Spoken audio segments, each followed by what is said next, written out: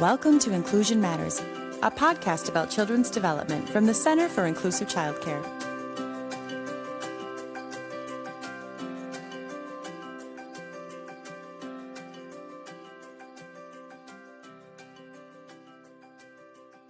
Welcome to Inclusion Matters, a podcast from the Center for Inclusive Childcare. I'm Priscilla Weigel, the Executive Director, and I'm joined today by my colleague and our Program Manager, Kellee Nelson. Welcome, Kellee. Thanks, Priscilla. I'm so glad to have you here because you are so passionate about so many things in the early childhood field. And today we're really talking about that idea of cultivating wonder and really looking at those opportunities to capture joy and learning, but using it as a time to get messy and be outside and really build some of those quality foundational experiences for kids. So let's just jump in and tell us what are you feeling about where you want to highlight this and what direction do you want us to go in this conversation? Yeah, well, as you mentioned, this is definitely something that I'm passionate about. I have over 25 years of experience in the field of early childhood education. And I've been very fortunate in that I've been able to work within really beautiful, high quality early childhood programs across the United States, really. And so I'd love to capture a little bit of my experience and the work that I did over the past 25 years, specifically with nature education, messy play, mud play, water play, capturing the health benefits of that type of play when it comes to the work with children and with the staff, and then offering some really practical ideas and tips and tricks and inspiration to move forward with this work. That sounds fabulous. And I think it's going to be fun for our listeners to really gain some of the foundational importance of these things, as you noted. And also you're going to be sharing some great ideas too. So that's always fun to get some strategies and some tools when you come away from a podcast. So I appreciate it. So let's just jump right in. Yeah. So like I mentioned, I've been in the field for over 25 years, and I actually started my full-time career working out in North Carolina, which is, is a beautiful state. I started out in Chapel Hill, North Carolina, and I was very fortunate to work in two high-quality, independent, NACCE accredited, Reggio-inspired early childhood programs. And one of the programs specifically, I mean, the weather there is, they have the four seasons, but it's much more mild out in North Carolina. Yeah. And so we spent a ton of time outside playing with the children, engaged in outdoor play. And one of the sites specifically had a very well-designed outdoor environment, including stepping stones and pathways and flower gardens. There was a ton of sand play and then adding water, and the children would just spend hours and hours outside in this beautiful, it was a co-op early childhood program. And so families were out there as well with us engaging in this type of play. Another program that I worked in was in California, and there were four programs that were a part of my community there. And again, Reggio inspired. We use elements from the Nature Explore design principles to create the programs. And again, California, different climate than Minnesota. So we spent even more time outside and engaged in these beautiful outside environments. And because it was in Silicon Valley, there were some real nice connections between and conversations that took place around the outdoor play space, and then and all of the growth and development that was taking place, and then thinking about what we could do to preserve the natural world and the environment. And so I don't know if you're aware, but the monarch butterflies do migrate to Santa Cruz in the winter to natural bridges. Did you know that? Yes. Yeah. But tell our listeners more. Yeah. I don't know all the details, but I've heard that. Yeah. Yeah. So to Natural Bridges State Park in this beautiful eucalyptus grove. And so one of our projects out at one of the schools was to plant milkweed so that the butterflies during their migration had an opportunity to pause and stop and eat some milkweed. On their way to Santa Cruz. And so these were beautifully landscaped programs, but what the teachers wanted when we were moving into these spaces was they wanted more natural elements. And so as a director, I found myself, going to the rock quarry and shoveling rocks and bringing in rocks to the program, planting willow tunnels for the children to explore, gathering and harvesting redwood stumps that, redwood forests are all over. And so people would take down trees in their yards and, we'd drive by and we would ask do you have a plan for these stumps? And they wouldn't. And so then we would invite them to bring them to our schools and drop them off. And so at times I found myself staring at, piles of redwood stumps going, now that they're here, how am I going to get them, into the playground? Right. And so it was a lot of fun. And there were so many possibilities out in California to really dig into the natural world. In North Dakota, again, different climate than California or North Carolina. I had the opportunity to help create a preschool playground within the community of Fargo, North Dakota. And so it was inspired again by the elements of the Nature Explorer design elements. And so at this preschool program where my daughter attended, there was just an empty lot. It was in a church in an empty lot. And I looked at it and went, it had some little tykes, structures and slides. And I said, I wonder, what if we raise some money and we put in some different play spaces?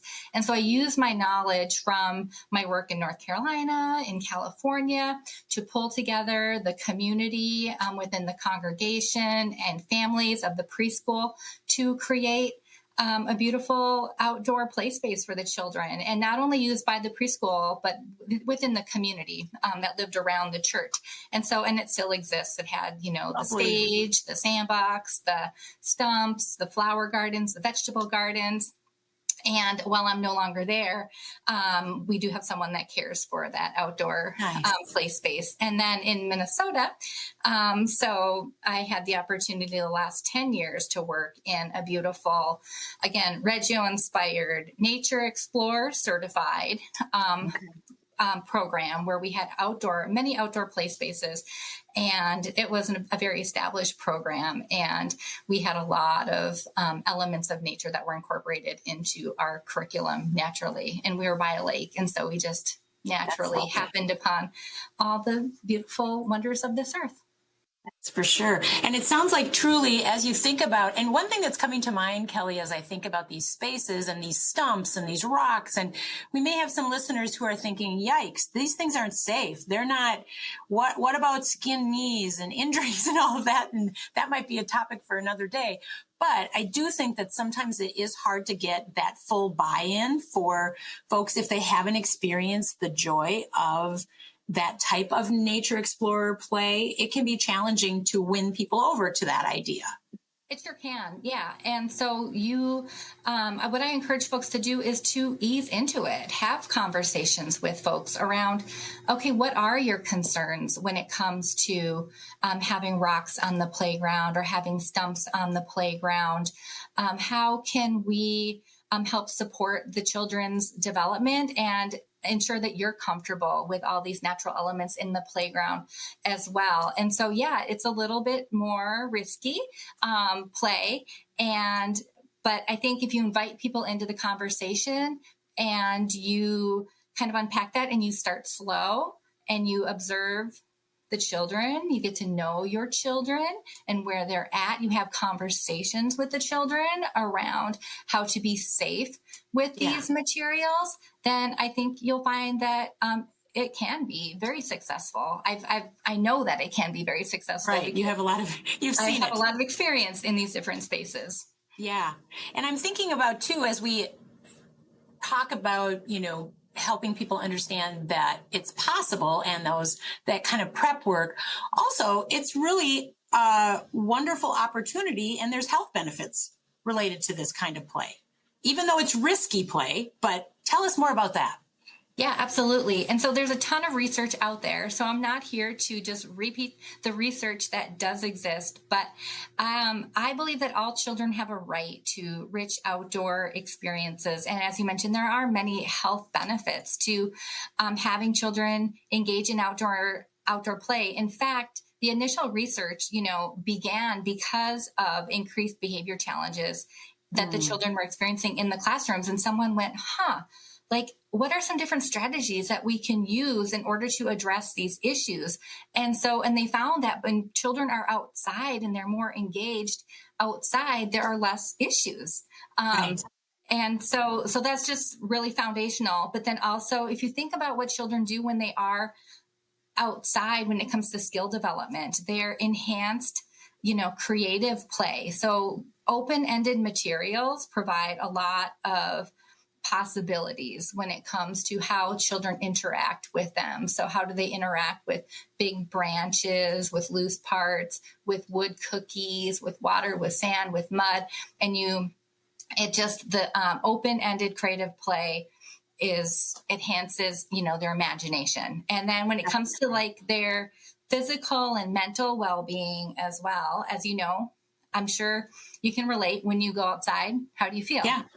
Great. It's my favorite place to be. Definitely. Yeah, I feel much better. And we also move our bodies differently when we are outside. So if you think about how we move our bodies when we're walking on concrete versus how we move our bodies when we are walking on trails, when we're walking on sand, when we're walking on rocks, it increases that sense of balance, right? And so there's that benefit as well. Think about how you respond when you are exposed to a variety of sights, sounds, textures, tastes. And so within many different environments. So if you're at a lake, the different smells. If you're at a river, the different sounds versus being at that lake. If you're in a forest of redwood versus a forest, of aspen trees or there's definitely differences. Yeah. And then also I think the final thing is around environmental stewardship. So increased connections with the natural world. So the more we can get children exposed and comfortable and connected to the natural world, the more likely that they are going to be invested in really preserving those resources, appreciating its beauty, respecting the habitats of the creatures that live within these spaces. And I think it's just a really lovely connection when you think about, again, around here in Minnesota, the turtles, the dragonflies, the ducks, the geese, the birds, the fox, the bunnies, the insects. Yeah. And I know you just had a little run-in with the turtle. Yes, personally. With the snapper. Made me late for my work. But yes, I think that's very true. And you know what also I love that is happening in these situations when you have the young children exposed to this early on in their lives. They're carrying all of this home and all of this stewardship conversations at such a young age as advocates for taking care of our earth and the animals that live in it and where they live. And sometimes in cases where their parents their family didn't have those experiences growing up, they may be more knowledgeable about what's happening to some of these animals at different seasons of the year. I just think there's so much to take in. And when we think about inclusive care, quality inclusive care of all children with all abilities, the natural environments that you're proposing for playground play can be tricky in some situations. Now, if we think of a child who's in a wheelchair, who uses a wheelchair to get around, or someone who may have AFOs on their ankles and feet, and that might be tricky, but it's an opportunity, as you said, for all children to experience and that right to really be a kid outside. And in the days before childcare centers, kids were playing outside more. We know that. And thankfully, most childcare centers have play spaces that are outside. And that's part of the expectation that every child will get outside every day. But what you're talking about and advocating as well with these natural environments is, I feel like they see this situation or these stumps and rocks and branches on their playground at childcare. And then they also see it out when they're out for a walk with their family. And it's just an easy change and shift to be, I'm creative and curious in this setting. And I'm also going to be creative and curious in this setting too. When I'm out on a stroll with my family or my grandparents or my friends or in my backyard, I'm going to notice those things, those insects, those creepy crawly things, those. And this also, Kellee, we were talking about this a little bit in the office when we were planning for this podcast conversation about how we as adults model so many things in this situation and how we handle ourselves in messy or surprising or, oh my gosh, there's a snapping turtle on our playground situation. How do you help people feel supported through that if they maybe aren't a big nature person as a staff member? Yeah, again, I think it's just slowly introducing folks to the wonders of nature and giving them opportunities to engage in this messy play themselves. One thing that we did out in California was we invited consultants to come in and work with the staff and the families. It was a family event. And it was from an organization that I believe is just out in California. So it's not here in Minnesota. But there are others here in the state of Minnesota that you could tap into. And we had a little workshop on how to engage in kind of messy play and gardening, and that exposed us to, working with mud and digging in the dirt and the benefits of all of these interactions. And so I think, and then just having a conversation with folks that might not be as comfortable about okay, tell me more. I'm curious. What was your experience growing up? And for some, they maybe didn't have a lot of experience or exposure. I grew up in a very small town in northern Minnesota. My parents were both educators, so everyone had the summer off.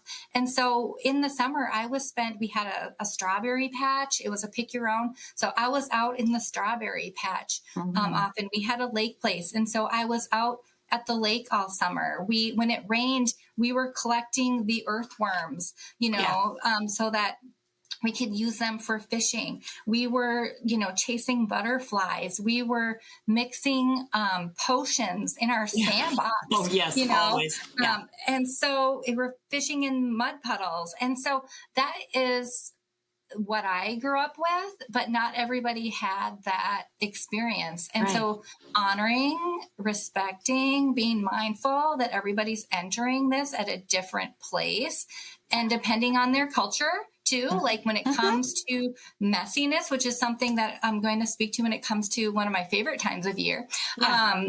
And you have to just really slow down and approach it in a really, culturally sensitive way as well. Definitely. And so I know you wanted to touch on something that's coming up on June 29th. That's really kind of a fun day to commemorate in the early childhood setting. Yeah, so International Mud Day is June 29th, and that is something that I'm not sure a lot of programs are aware of. It started back in 2009, and so it's been around for a while. It really started off at a conference through the World Forum Foundation, a program in Nepal and a program in Australia. The educators had a conversation about the challenges of playing with mud. One program actually didn't have a lot of mud. Another program had too much mud, but they also didn't have resources to support children playing in the mud because the children were orphans. And so they didn't have changes of clothing that allowed them to play in the mud. And so this program in Australia and Nepal, they came together, and the community, they sent clothing to the program in Nepal so that the children had the opportunity to engage and play in the mud. And then in Australia, they had the challenge of not having mud. So they worked with the families on bringing in some more mud for the children to play with. And then they, on the same day, played in the mud. And then they exchanged images of the encounters and stories of them playing in the mud. And then it launched into this bigger event, which now is International Mud Day and supports children around the world coming together on this day to enjoy the beauty of mud, the wonders of mud, the joy of mud, and then exchanging the photos and the stories of this beautiful day. So that's coming up. And if you think about, it's again, one of those things that, you have to maybe ease into, right? Because not everybody is comfortable. You think about the affordances of mud. What does mud do? Like, what is mud? So why is this important? What does it do? Now, what do we do with mud? The attributes of mud. It's slippery, it's sticky, it's squishy, it has clay-like texture, and it can be, firm. The health benefits of mud. Again, a lot of research around the benefits of mud, but so I'm not going to dive into that deeply, but bacteria is good for your brain. It can be a natural antidepressant. Bacteria and organisms can help support your immune system. And then lastly, like I mentioned, it's just fun. It can really bring you joy. Yes. And so that's coming up on June 29th. And that's something that I've celebrated for over 10 years. Love it. And so, what can you do with mud? And I would encourage people to just brainstorm, to start with 25 different ways to interact with mud. You could have a mud pit. You could do mud painting. You could mud paint on the ground. You could mud paint on a table. You could mud paint on an easel. You could do mud drawings with sticks.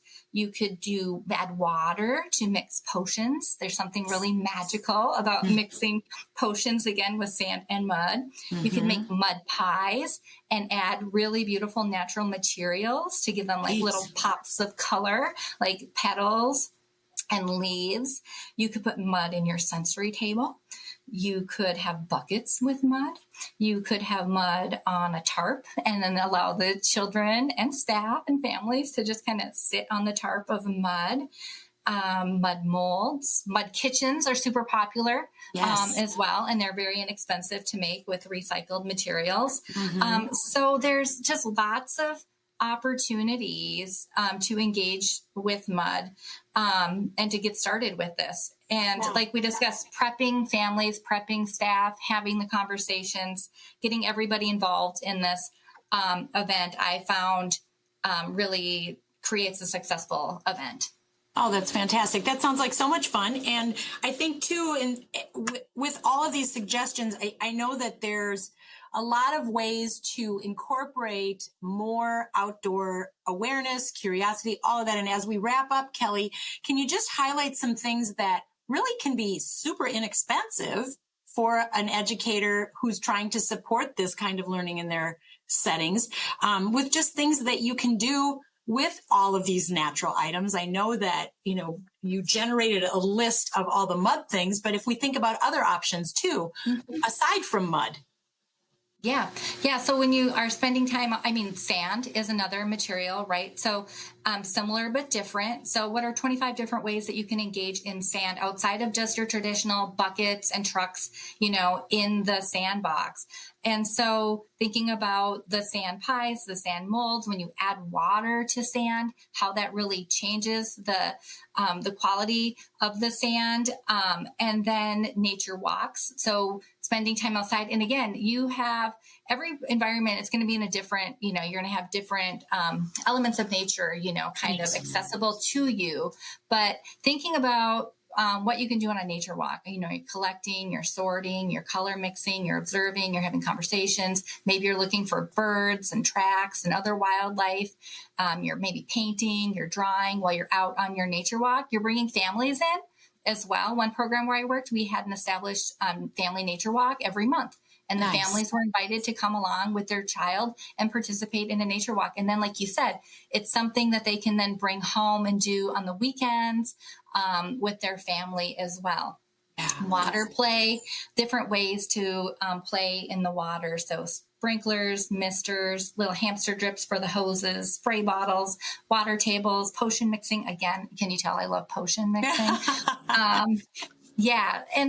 And there's many different resources out there to inspire individuals when it comes to this work, like, the work with Through Nature Explore, looking at the World Forum Foundation and learning more about International Mud Day. Timber Nook has a beautiful outdoor curriculum. I know we've had Dodge Nature on for a podcast, and so they have a beautiful environment. The Children in Nature Network just had a conference here in May in the Metro. And then, of course, Pinterest to just kind of get you thinking and get some ideas. Yeah. I love the fact that we've kind of gone through this idea of that foundational importance of experiencing it and being offered the opportunities, and then bolstering the educators who are providing those opportunities with a lot of tips and tricks to make it happen.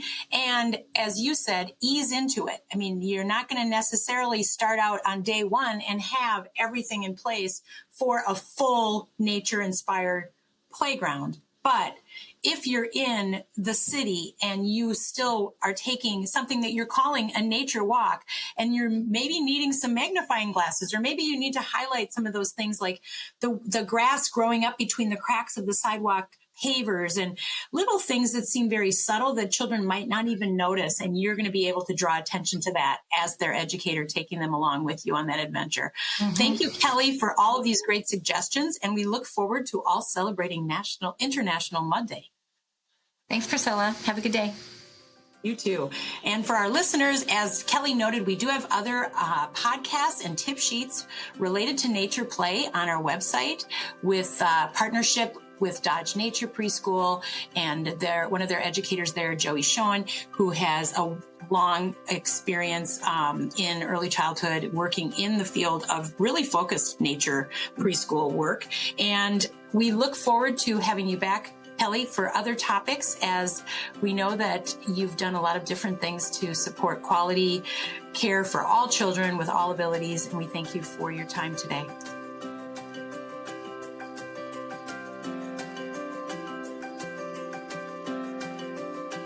Thanks for listening. For more resources, visit us at inclusivechildcare.org.